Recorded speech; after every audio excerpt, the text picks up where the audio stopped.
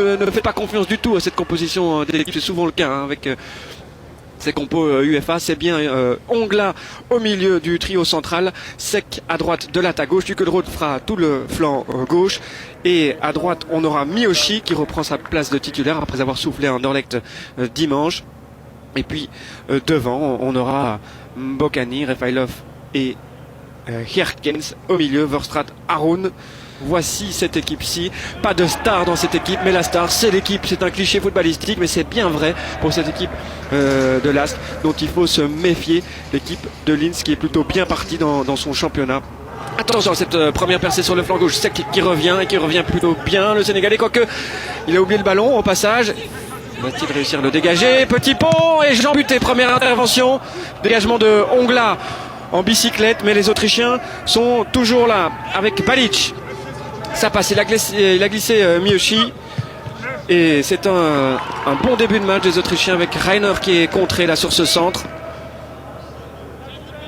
Sek qui était bien intervenu dans un premier temps mais qui n'a jamais vraiment réussi à dégager ce ballon. Et donc occasion pour Gruber. Ils sont nombreux là dans le rectangle, les Autrichiens, 6 ou 7 joueurs, mais c'est Mbokani qui gagne un duel important au premier poteau. Attention à ce tir qui était juste dévié par un défenseur anversois et qui a filé au ras du poteau de Jean Buté.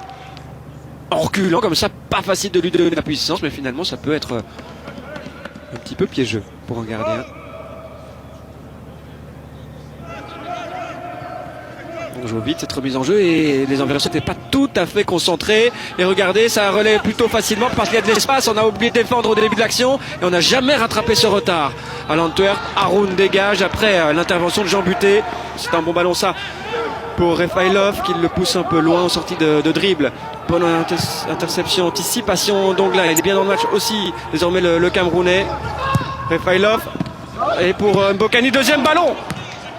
Voilà la première occasion anversoise et c'est Birger Verstraat qui arrivait là au bon moment, qui a dévissé un peu sa frappe du gauche, pas son meilleur pied. Mais Refailov évidemment est là dans les bons coups vers Mbokani. Il faut de la présence pour les deuxièmes ballons. Herkens était là aussi évidemment, sa spécialité. Ça passe loin à côté, hein. J'ai parlé de première occasion.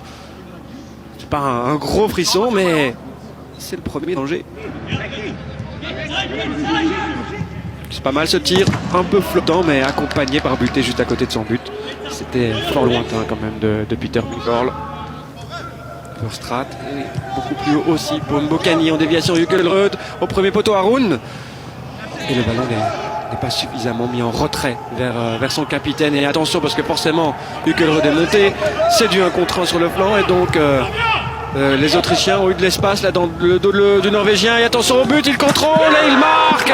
Ouverture du score de Johannes Segelstein, le remplaçant contraint qui amène ce but pour les Autrichiens. On va revoir ça, mais regardez où il y a eu Dukelrod, mais forcément il venait de centrer, il ne peut pas être partout. La couverture n'a pas été assurée, tout le monde est aspiré au premier poteau. Miyoshi est en retard, les 3 défenseurs centraux là sont dans la première zone sur ce petit centre piqué. Et Egelstein, lui, s'est dit pourquoi ils vont tous en première zone et me laissent tranquille. Autant contrôler, avoir autant de temps pour contrôler et enchaîner avec la reprise dans cette zone-là du terrain, juste devant le petit rectangle, c'est rare. Il en profite du gauche, 0-1 et c'est loin d'être immérité pour les Autrichiens. Et premier ballon pour Buta. Et Mpoma, les 2 réservistes ont déjà donc touché le ballon. Là, ils sont côte à côte. C'est un bon ballon d'Mpoma pour Buta. Il a le temps en plus de centrer, de s'appliquer. Sek est resté là. Et deuxième ballon pour Mbokani. Oui, non. Voilà le premier arrêt. Est-ce qu'on peut parler de premier renvoi cadré pour l'Antwerp après 65 minutes de jeu? En attendant, c'est la plus belle occasion des Anversois. Elle vient des pieds des 2 remplaçants qui viennent de monter au jeu. Sek était resté suite à la longue remise en jeu. Mbokani s'est battu. Et je pense qu'il y avait bien faute à la fin sur le gardien qui avait relâché ce ballon dans un premier temps. Herkens, il peut faire du bien Mpoma dans sa conservation du ballon, dans ses dribbles. Voilà un joueur qui peut provoquer. Ça manquait peut-être un petit peu sur le terrain face à ce bloc autrichien. Il y a une faute à retardement là sur Refailov qui va peut-être valoir un carton. On verra ça à la fin de cette action. Refailov est resté au sol à gauche de l'image maintenant. Il se relève. Carton bien brandi. Et c'est la deuxième C'est la deuxième pour Holland. Et ça change tout évidemment. James Holland, c'est lui qui commet la faute à retardement sur Refailov. Le jeu avait repris. Et oui, il est en retard. Oui, il est en retard. Et c'est une jaune orange à elle toute seule, hein, celle-là. Cette semelle sur la malléole, sur le bas du mollet en quelque sorte. Contrôle un peu long. Et dès qu'il y a un contrôle long dans ce match, les Autrichiens sont tellement en pressing près des hommes que ça ne pardonne pas. Une fois encore ici, regardez, Gerkens contrôle à 1 mètre. C'est trop loin du pied. Et l'adversaire est là pour récupérer, pour relancer ses coéquipiers. Egelstein. Pas si loin du but de buter. Alors ça va être un power football pour ces derniers instants. Déjà qu'on a joué long quasiment tout le match à l'Antwerp.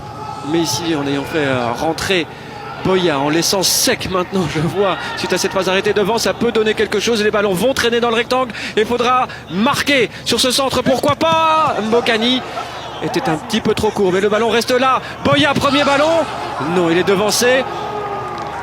1 minute, c'est 1 minute, il faut la prendre. Et ce ballon est peut-être bon, Trauner devant Mbokani, allez Dieu merci.